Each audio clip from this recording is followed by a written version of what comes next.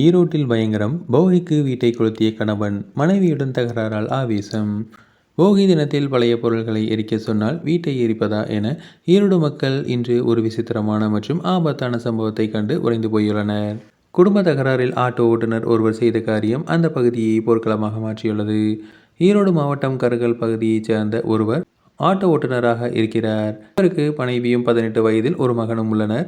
Auto ஓட்டுநர் அடிக்கடி மது அருந்திவிட்டு மனைவியிடம் தகராறு செய்வதை வழக்கமாக வைத்துள்ளார். இதனால் மனமுடைந்த மனைவி, உங்களுடன் வாழ பிடிக்கவில்லை, நான் பிரிந்து போகிறேன் என கூறி வந்துள்ளார்.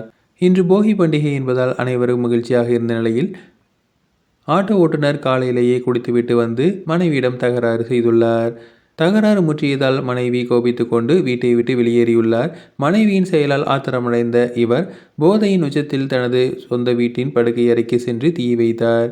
தீ மளமளவென வீடு முழுவதும் பரவி கரும்புகை சூழ்ந்தது. அக்கம் பக்கத்திடம் அதிர்ச்சியடைந்து தீயணைப்பு துறைக்கு தகவல் கொடுத்தனர். விரைந்து சென்ற தீயணைப்பு வீரர்கள் வீட்டிற்குள் இருந்த 2 எரிவாயு சிலிண்டர்களை லாபமாக மீட்டு வெளியே கொண்டு வந்தனர்.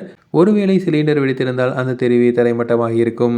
வீட்டில் இருந்த கட்டில், பீரோ மற்றும் முக்கிய பொருட்கள் தீயால் கருகி சாம்பலாகின. கருங்கல்பாளையம் போலீசார் ஆட்டோ ஓட்டுநரை பிடித்து விசாரணை செய்து வருகின்றனர். மதுவால் ஏற்படும் தீமைகளை ஈரோடு மக்கள் கண்ணார கண்டுள்ளனர்.